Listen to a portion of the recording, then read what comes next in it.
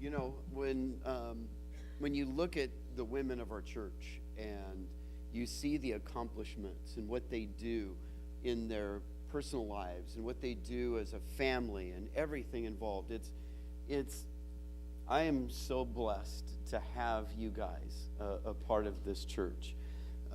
It's amazing what just individually what I know in your lives and how you guys handle yourselves, and it's an amazing witness that we have as a church today to have these moms on stage this morning. We've got questions that we'd like to ask them, but briefly I'd like to kind of go through. And Evelyn, on your far right, is a woman that has been a part of this church and a mom, a grandmother, has done many, many things to really, I think you're probably the mom of the church in a sense, where she has birthed many, many visions and many, many things in this church that you may not know, whether in the past or even the present. But thank you for your involvement and your vision for this church. Candace, wow. Candace represents just the mom. You've been in the workforce, and it's where you met your husband. And so you have now you're at home with the kids, 5 of them. And she represents that mom with a blended family and special needs kids as well. So we want to tap into your wisdom and advice.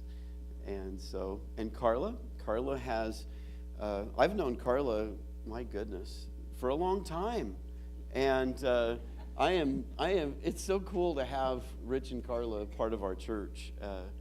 I've always dreamt. I remember when I first got called into ministry, Rich took me out for lunch one afternoon, or maybe it was dinner, and I always thought to myself, wow, it'd be so cool to have them in my church, one day. And what do you know? It took a while, but I kind of anyway. But yeah, Carla, you manage a skilled nursing facility, and just amazing what I've seen you on many at district levels participating in the Wesleyan Church, so I want to tap into your wisdom as well. Christy, what an amazing woman. This woman really is like the Proverbs 31 woman. You have ran your own business. You're still, I believe, working in your own business. What was that? What are you doing? Do you still do the nails thing? Not so much? No. I have been... Oh, sorry. Microphone's up. Yippee. I'm out of practice on this stuff. I'm actually lucky to work with the company that we use for our homeschooling curriculum and do some conferences and things for them. Great. Christy, known you a long time, and I remember the first day that you guys walked into this church with your little kid, and it was just a neat time. But you homeschool your children as well, and this it's such a great, like I said, a collage, a beautiful painting of the woman of Proverbs 31. And what I have is some questions for you guys. And maybe if we have time, we can even take some questions from the floor. But or you guys might even have questions of each other once you start to hear. But what I'd like to do is, first of all, maybe Christy, you could start off. Just when did you come to know Christ and in your life? A long time ago. That was Vacation Bible School when I was 5th grade, so 10 years old. Okay. I grew up in San Diego and went to a church called Skyline Wesleyan Church, which was one of the first really what you would call probably a mega church back in the day. And I went to Sunday school there, and in 3rd grade I had a teacher whose name was Mrs. Gaddy, and she made me feel like I could not go to heaven unless I knew Jesus. And so I remember very clearly that moment in my life when I accepted Christ into my, what we said back then, I asked Jesus to come into my heart in the 3rd grade. And really I've had some ups and downs, but since then I've served God the best I could all these years. I was 9 years old at Awana Club, and I remember I was very blessed to be raised in a Christian home, Christian family, in church from the very beginning, and I just remember them asking the same thing, is there anybody that would like Jesus to come into their heart tonight? And I remember raising my hand and being all excited about it, going to the back of the church with our Awana leader and praying, and so, yeah, and same as Carla, ups and downs, through the challenges of life, but, yeah, 9 years old. I was probably a wild child growing up. My parents, I was the trailer that wasn't expected, and I had 4 older brothers and sisters. And so I struggled through grade school and high school to really understand what it meant to be a Christian. It felt like I could never really live up to what was expected. But when I was at Bartlesville, I really established my walk with the Lord and decided that it was time to get serious and really establish a relationship. And so I was probably 17, 18. Okay, we're going to dive in here. Each of you have been on a journey as mothers, as either businesswomen. There are challenges that you face as moms or grandmas.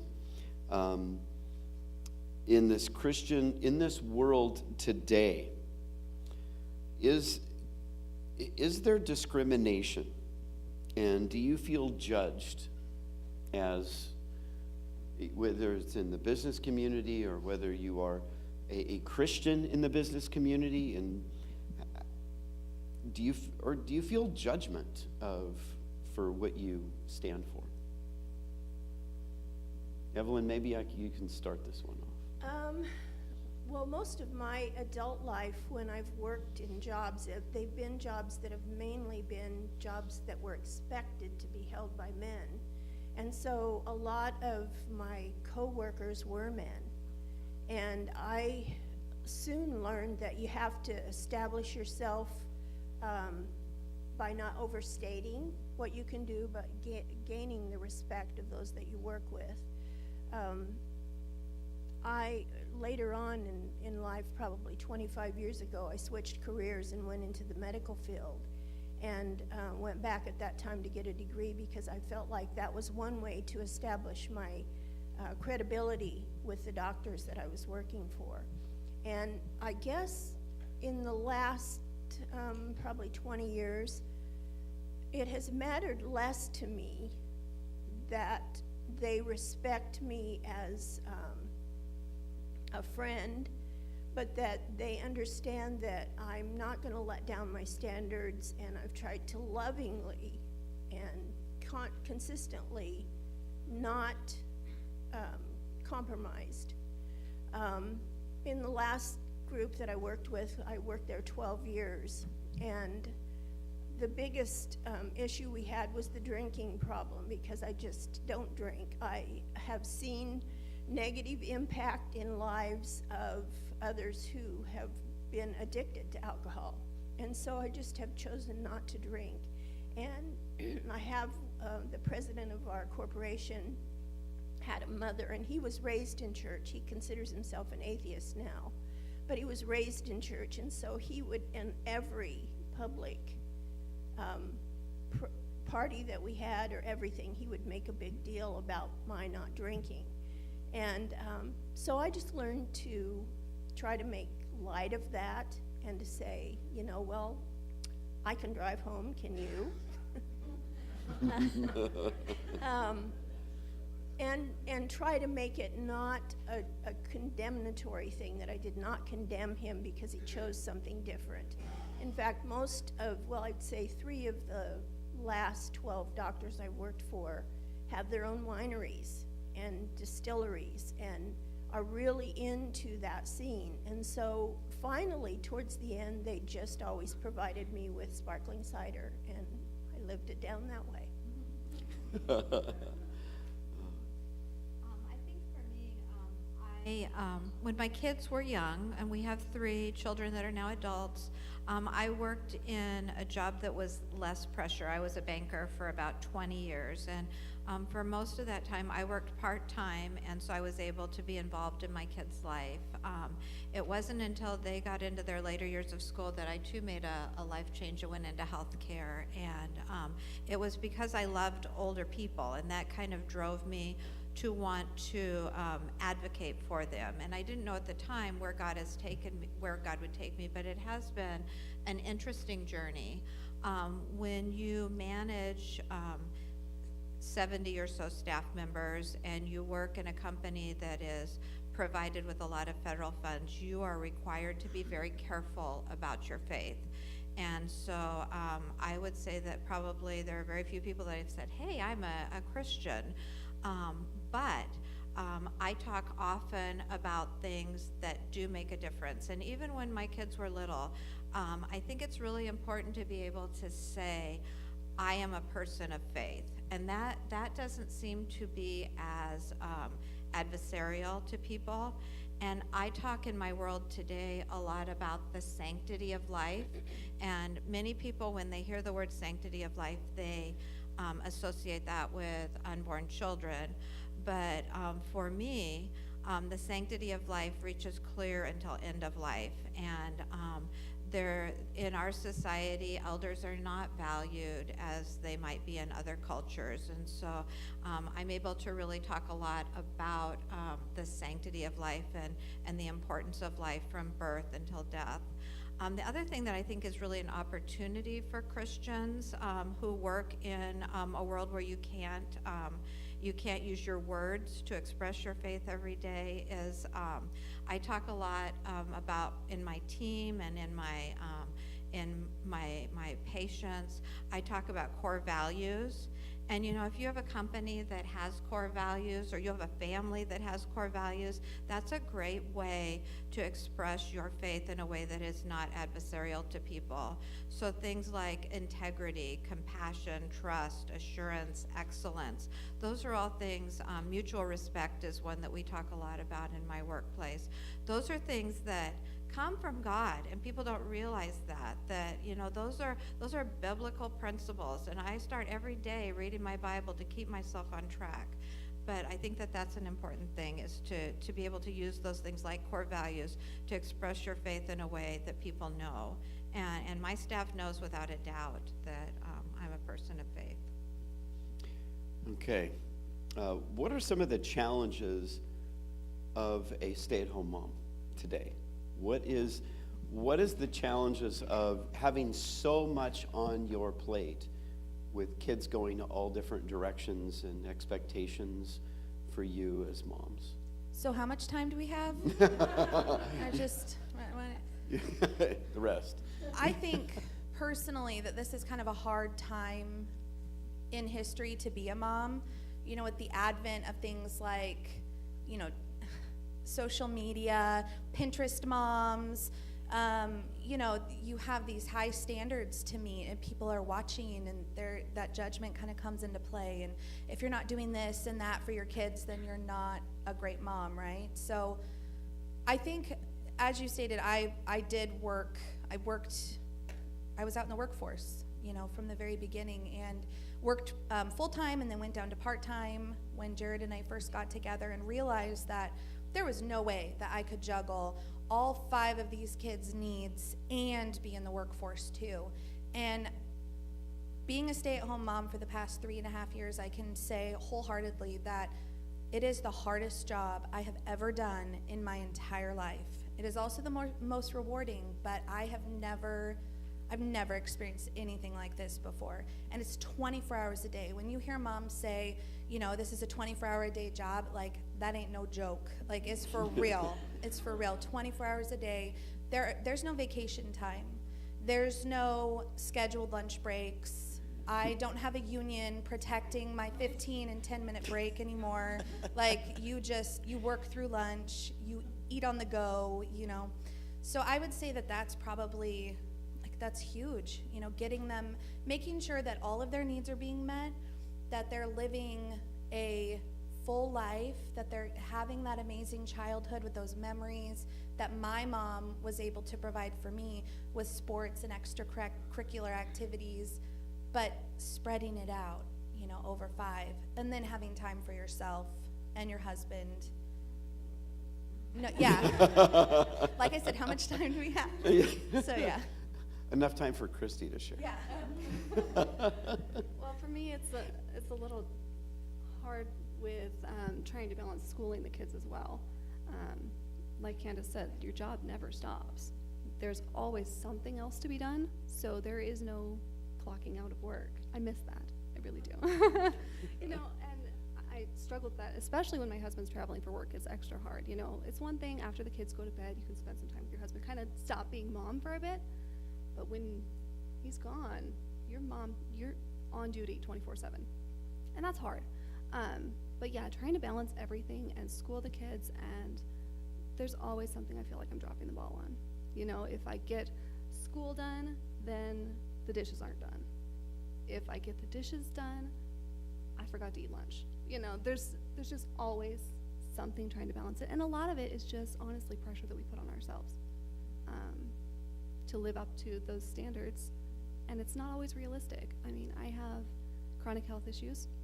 And so I know that if I push myself to get everything done, I'm going to regret it later. I'm not going to be able to function. And that's not fair to my kids either. So it's a really hard balance to find. How do you find in what you're doing on a daily basis, how do you look back on your day, or how do you look back on your week and say, and get some satisfaction? What do you see within your children or what you're doing that is able to feed what you need? For me, and I know this sounds probably really horrible, and I've said this a million times before my feet even hit the floor in the morning, I typically feel like a failure as a mom already. You know, like Christy was saying, there's these things, like you look, when my kids go to bed at night, I just sit there and I think, I was way too hard on Nolan, and I shouldn't have said that. Or, man, I should have set aside more time to sit and read books with them tonight. Or, oh my gosh, like the vacuuming could have waited. I should have just had more quality time. And so for me, I really have to remind myself, I have to look at my kids and make it very meaningful, these meaningful moments of, I see that improvement in Connor. Like, look at that. He is so much better now than he was 2 years ago. Or, you know, look at how advanced Savannah is getting in this or that. And it has to, I mean, you have to force yourself to do it, because there are a lot more moments of feeling like a failure than there are of in your face, you know, success. Absolutely. Those success moments that make you feel like you're actually doing something right don't come every day necessarily. So there's a lot of days that you don't feel like you did enough at all. But when those times do happen, you do have to look for them for sure. Otherwise, it's hard. How can we, I'm going to skip down to one of these questions because I think it applies, and maybe this can be across the platform. How can we, how can everyone else really, but including the men in your lives and even the children, some are here, how can the church, how can we somehow give you encouraging not feedback, encouraging, just encouragement? How can we do that? Is there something we can be doing? Well, I will say that some of the people at church here have been the ones to point out those times that they come and say how great my kids did with something. And then you stop and actually think about it. It's like, oh yeah, he has made huge progress on that kind of stuff. So it is a lot of times church people that aren't in the day-to-day to see all the struggle, that just see the reward of it without all the hard work that helps you see what progress you have made. So it is a lot of times church family that helps. I also ask that, those people that aren't into the day-to-day, if you see the struggles that my kids are having, I may not see it because I'm focused on all these other things. So not only do I appreciate the feedback if my kids are having a hard time or there's something they need to work on, if they need to be in scripture more, if there's attitude issues, I appreciate the feedback on it, but I also appreciate if you guide them. If you're close enough to them to see these things, you're close enough to guide them and lead them through it as well. That's good. Write that down. Where's a pen? That is good stuff. One of the things that I have appreciated about our church family is the fact that they don't judge you. They let you be who you are and don't put expectations on you that are unrealistic. I was working in Eugene for 12 years in a 3-hour commute, and I just couldn't make it to Wednesday night. It was just more than I could do, but nobody ever made me feel guilty that I didn't. I was raised in a church where if the door opened, you were there or you were sinning. And our family is just not like that here, and I so appreciate that. Well, and I have to say too, like some of my most encouraging moments, it was last month I was at Costco and I had all 5 of my kids with me. And a lot of times I had a grave moment. It will never happen again. But yeah, momentary lapse of judgment. But when I take them places, granted, I'm not, the mom that has 19 kids or something, but I have 5 kids. And people will walk up to me and say, wow, you really have your hands full, don't you? And that kind of comment, I know that they don't mean it in a derogatory way, but you're like, oh. So I had this old man walk up to me in Costco, and he patted me on the shoulder and he says, you're doing a really good job, Mom. Your kids are so well behaved. And I just started bawling. And I looked at him and I said, thank you so much. I needed that today more than you know, because I almost ate all my children before we left. I now know why wild animals eat their young. And thank you. And it was just like, it's what I needed to get through that shopping trip, get them out of Costco alive, and so it's that encouragement, like Christy was saying, if you see something, just saying to me, man, your kids have such good manners, then that's when I have those moments of, the aha moments and the success, and I don't feel like such a failure of a mom, so.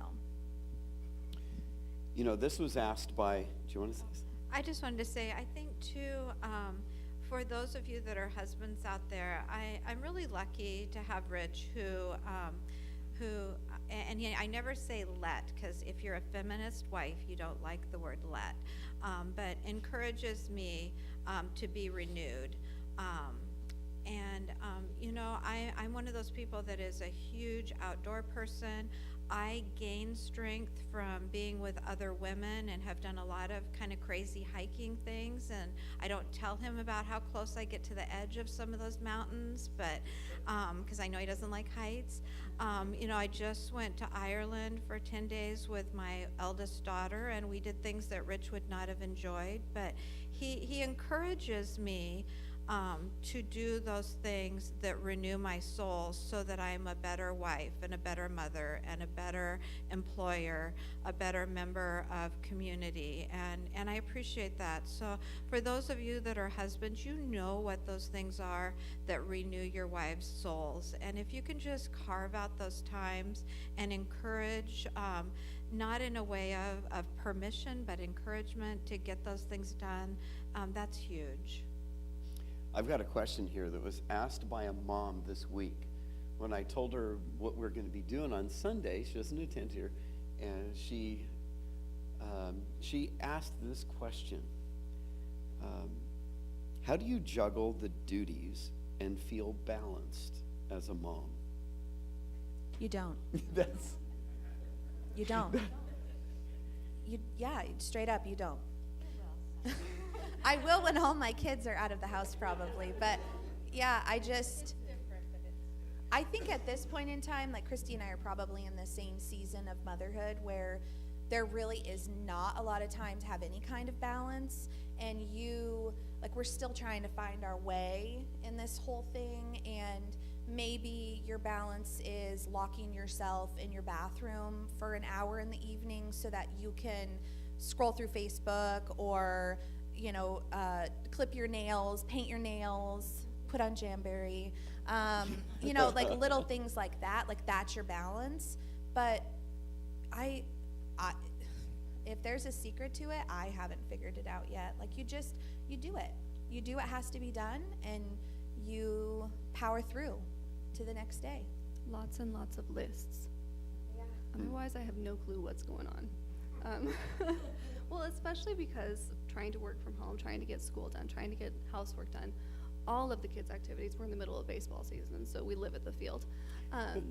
But if I ever get that moment of, okay, I have nothing going on, there's something wrong.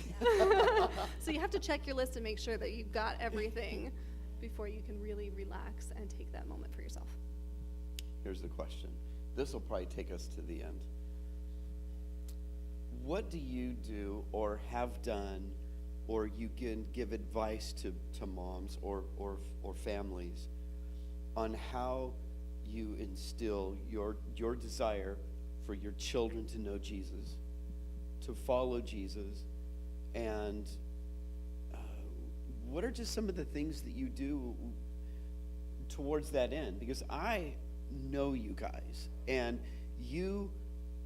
I can see that passion in you for your children and for them to love the Lord.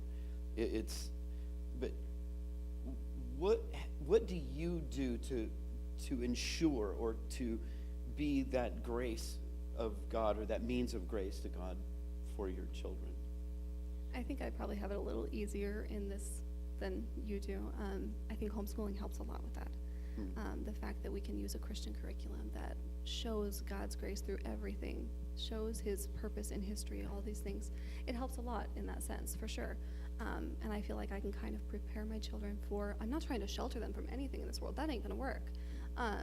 But I can kind of prepare them for it before it hits them, which I think helps a lot in my circumstance. And I have no idea how you do it when they come home already in the middle of these issues. That's got to be really difficult to work through with them. So I feel very lucky to be able to do that and help guide my kids in that way. Well, and for us, because our kids are in public school, and like you said, they're out there living La Vida Loca on a daily basis. I think for us, like our church family is so important, and for Jared and I, keeping the kids involved, our three littles go to Awanas right now. Connor comes here for youth group. Having people that are Christians in their lives on a daily basis, and just Jared and I mean, we fail epically on a daily basis, but I think what's so important is, showing your kids grace and finding those day-to-day situations where you can say, you can apply biblical standards and to those situations. You can apply it and show them. I think that that's so important. But at church, that is the most important thing for our family. So Yeah, I think for us, our kids are all grown now and are at really different stages in their faith journey. But I think it's important to realize that it's not a sprint, it's a marathon, and that each child has such a different personality, and that there's no way really to force your children into faith. It's more being an example in everything that we do, being there for them to provide support as they need it, and knowing that ultimately it's a relationship between them and God, and that hopefully we've just given them the tools and the verbal encouragement that we can, and really the life lesson and lifestyle encouragement that we can, over the decades. But there is no promise. I mean, we all hope that we will be in heaven with our children and our grandchildren, but it's something that's a matter of prayer every day. I think for us, and our kids are grown too, we now have grandchildren and great-grandchildren. And I've also made it a point to take away our birthdays, or the ladies in our family's birthdays are in January. So we've tried to do a January trip. But to take our family away as they are adults, that's really the only meaningful time you get with them, because their lives are busy and their schedules are hectic. But we've tried, instead of giving gifts at Christmas, to take the family somewhere. And that gives you some quality time with them, but do a lot of listening and not a lot of judgment. Now, where did you guys go in January? Oh, life's rough. We were feeling kind of sympathetic towards you, and then you said Don't that. feel, I mean, you should feel sorry for us. It was 13 hours in the air to get there, so. You know, thank you. This really is too short. It's like we've gone for half an hour, and it's still, I could keep asking questions. This is so good. Thank you all for your wisdom and your input. Let's give them an applause. Thank you very much.